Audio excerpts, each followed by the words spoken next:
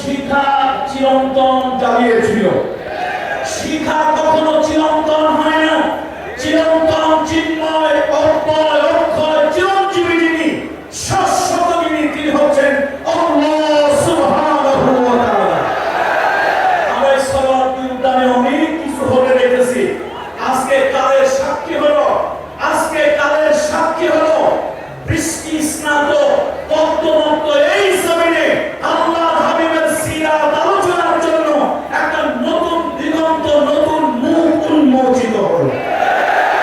মুহাম্মদ রাসূলুল্লাহ সাল্লাল্লাহু আলাইহি ওয়াসাল্লাম তিনি শুধু একজন পয়গম্বর, ধর্মযাজক নন, তিনি রাষ্ট্রনায়ক, তিনি সমরনায়ক, তিনি ছিলেন বিশ্বের সর্বশ্রেষ্ঠ দার্শনিক, তিনি ছিলেন বিশ্বের অবিস্মরণীয় বৈজ্ঞানিক, যার তত্ত্ব, যার তথ্য, যার দর্শন আজকে সারা পৃথিবীর মানুষ চিন্তা গবেষণা করে হয়রান হয়ে যাচ্ছে। পৃথিবীতে মুহাম্মদ রাসূলুল্লাহ সাল্লাল্লাহু আলাইহি ওয়াসাল্লামের মতো আরেকজন মহামানব এখন পর্যন্ত পৃথিবীতে হয়নি, আর কিয়ামত পর্যন্ত হবে না। যে সংক্ষিপ্ত কথা, আমার সংক্ষিপ্ত বক্তব্যে এটাই আহ্বান থাকবে আজকের এই জনসমুদ্রের কাছে। আসুন, অনেক নেতার মত দেখেছি, অনেক নেতার পদ দেখেছি, আমরা সকল নেতাদের প্রতি, এমনকি অমুসলিম যারা আছেন, পৃথিবীতে বিভিন্ন রিভলিউশন যারা করেছেন, নেতৃত্ব যারা দিয়েছেন, সেই সকল দার্শনিক নেতাদের প্রতিও শ্রদ্ধা রাখি। আমরা কাউকে কটাক্ষ করে, কাউকে ছোট করে, কাউকে ইনসাল্ট করে কথা বলি না, নিগ্লেক্ট করি না। তবে একটা বাস্তবকে বাস্তব মেনে নিতে হয়। পৃথিবীর যারা ছিলেন অনেক নেতা দার্শনিক, চরিত্র উপরে ছিল ফিটফাট, মাগার ভিতরে ছিল সদরঘাট। কিন্তু একজন মহামানব যার চরিত্রের সার্টিফিকেট আল্লাহ তাআলা আরশে আজিম থেকে দিয়েছেন, ওয়া ইন্নাকা লাআলা খুলুকিন আযীম, সেই নবীকে আঘাত করলে আরশে আজিমে আঘাত লাগে, সেই নবীকে গালি দিলে আল্লাহর আরশে গিয়ে আলীর আঘাত স্পর্শ করে।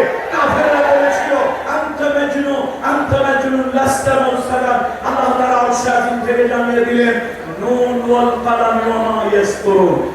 কাফেররা বলেছিল লাস্তা মুরসালান, আল্লাহ জানিয়ে দিলেন ইয়াসিন ইন্নাকা ওয়াল কুরআনিল হাকীম ইন্নাকা লামিনাল মুরসালিন।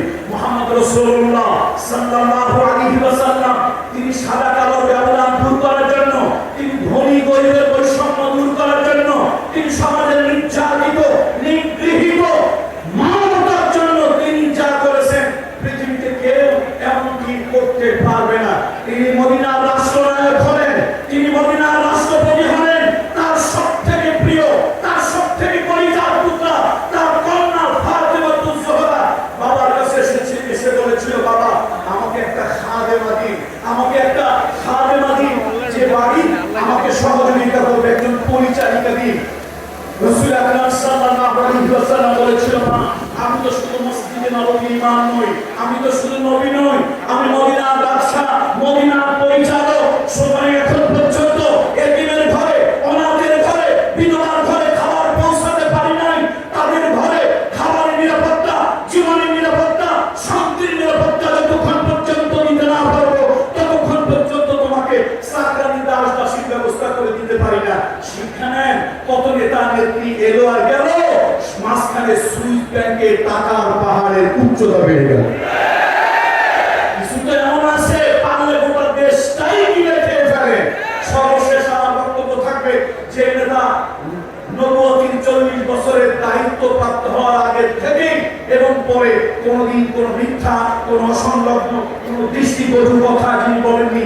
আসল পৃথিবীতে মানতে যদি হয়, জানতে যদি হয়, অনুসরণ করতে যদি হয়, পৃথিবী যদি সাজাতে চাই, এই অশান্ত পৃথিবীকে যদি শান্তিময় করতে চাই, কোন নেতা, কোন নেত্রী, কোন ব্যক্তির আদর্শ দিয়ে নয়, মানবতার মহান বন্ধু, মানবতার মহান শিক্ষক মুহাম্মদ রাসূলুল্লাহ সাল্লাল্লাহু আলাইহি ওয়াসাল্লাম তার আদর্শ দিয়ে পৃথিবী সুশোভিত হোক, সৌন্দর্যমণ্ডিত হোক। তাম পৃথিবীতে জাতি, ধর্ম, বর্ণ নির্বিশেষে শান্তির সুবাতাস বয়ে যাক, এই প্রত্যাশা রেখে আয়োজকদের হৃদয় থেকে উষ্ণ অভিনন্দন।